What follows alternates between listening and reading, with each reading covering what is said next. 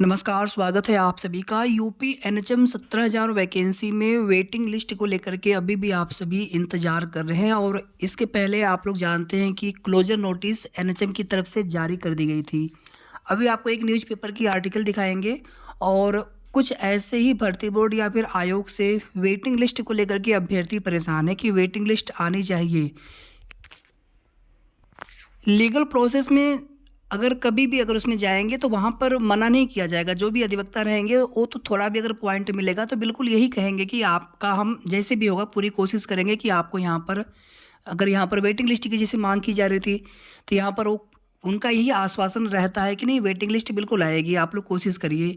और आप लोग जानते हैं कि हाई कोर्ट सिंगल बेंच में जब पहली बार कुछ अभ्यर्थी गए थे याचिकाकर्ता के रूप में, तो वहाँ से मात्र इंस्ट्रक्शन मिला था, कोई भी ऐसा ऑर्डर या डायरेक्ट ऐसा कोई भी आदेश नहीं था कि आपको वेटिंग लिस्ट जारी करना है, बल्कि जो एप्लीकेशन थी उस पर विचार करने के लिए बोला गया था। और आगे भी अभी जो मामला कोर्ट में चल रहा है वहाँ से कोई भी श्योरिटी नहीं है कि वेटिंग लिस्ट आई जाएगी या फिर ऐसा कोई आदेश आ जाएगा या फिर सरकार या फिर एनएचएम वेटिंग लिस्ट देने के लिए तैयार हो जाएंगे, तो कोई भी श्योरिटी उस बात की नहीं है।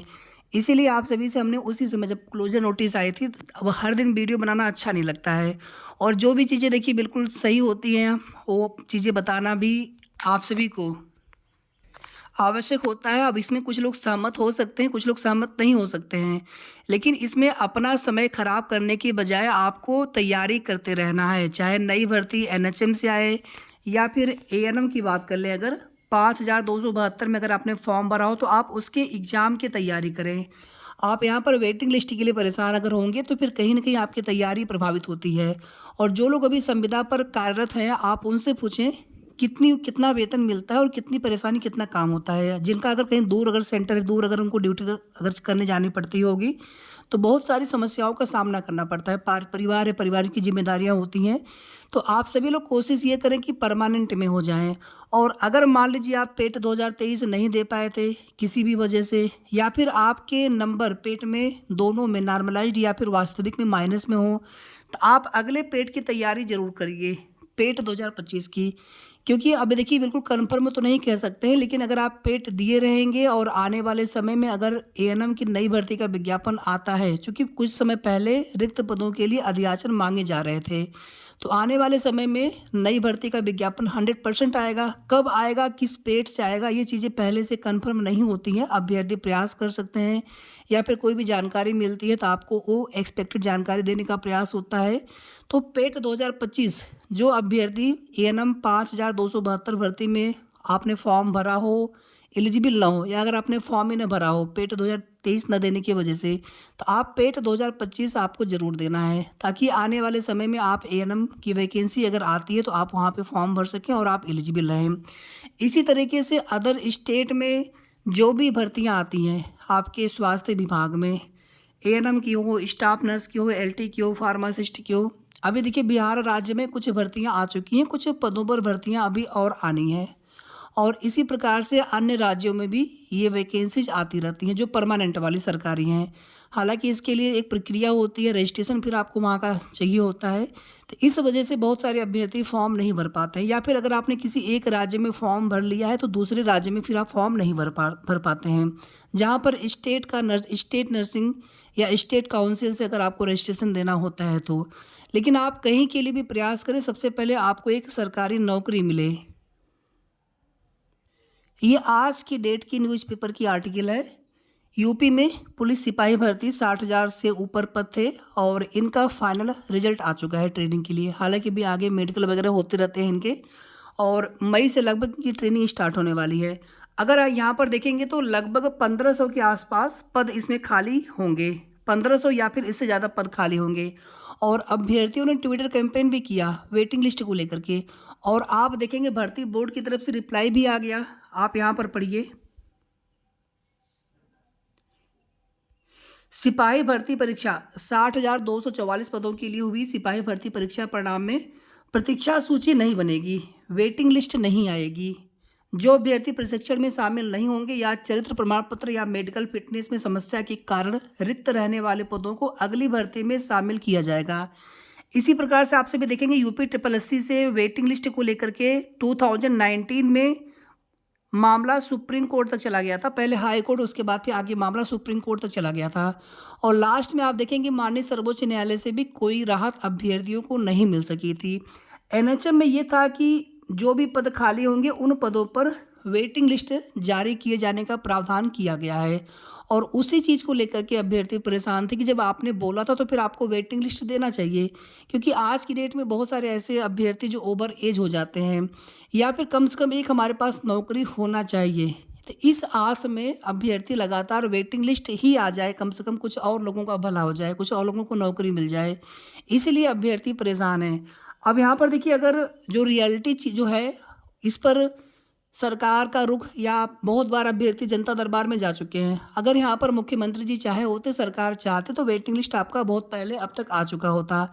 लेकिन अगर गवर्नमेंट यहाँ पर नई वैकेंसी देना चाहेंगे तो इसमें बिल्कुल श्योरिटी नहीं है कि माननीय न्यायालय से आपको 100% राहत मिल ही जाएगी।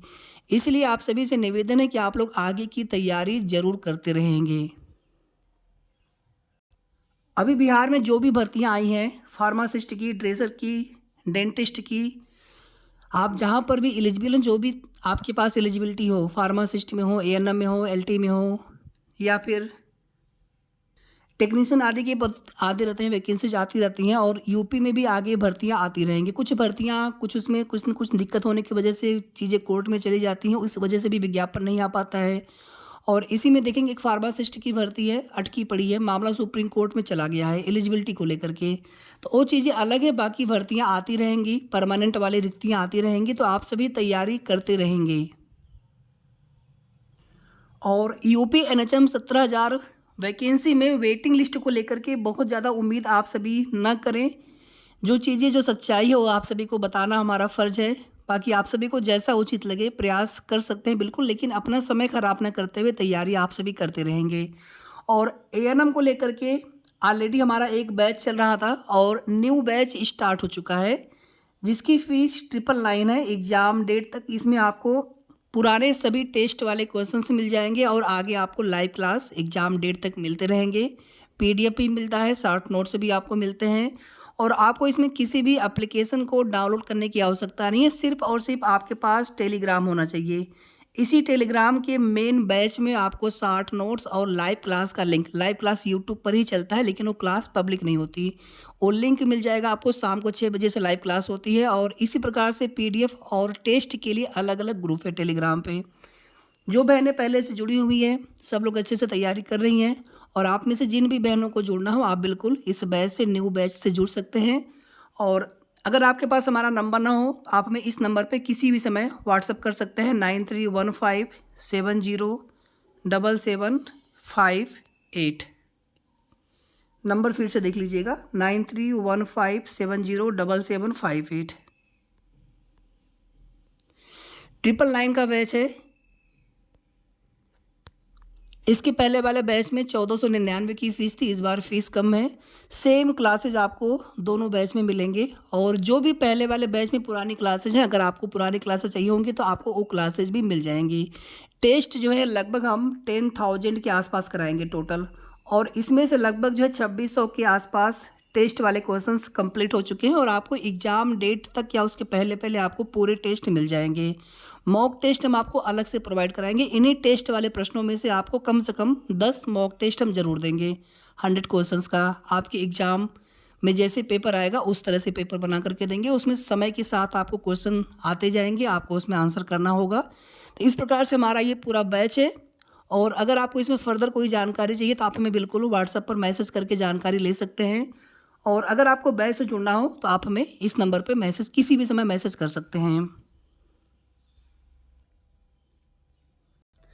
अगर आपने UP triple S C ANM की वैकेंसी, जो हमारा बैच है ये फोकस में है UP triple S C ANM 5272 vacancy को लेकर के, अगर आप इस वैकेंसी में ना हो करके एनएचएम से आने वाले वैकेंसी के लिए प्रिपरेशन कर रहे हो या फिर किसी अदर स्टेट के, तब भी आप ये बैच ले सकते हैं। सिलेबस में थोड़ा बहुत बदलाव हो सकता है, बाकी चीज़ें सब कुछ सेम ही होती हैं। बाकी आगे जब जो भी वैकेंसी आएगी तो उसके लिए अलग से बैच हम स्टार्ट करेंगे। फिलहाल में अभी जो बैच है वो एएनएम 5272 वैकेंसी को लेकर के है। बाकी आप किसी भी एएनएम वैकेंसी के लिए प्रिपरेशन कर रहे होंगे आप इस बैच को भी ज्वाइन कर सकते हैं। धन्यवाद। वीडियो को आप सभी प्लीज़ लाइक शेयर कर दीजिएगा और अगर आपने अभी तक चैनल को सब्सक्राइब ना किया हो तो सब्सक्राइब भी कर लेंगे।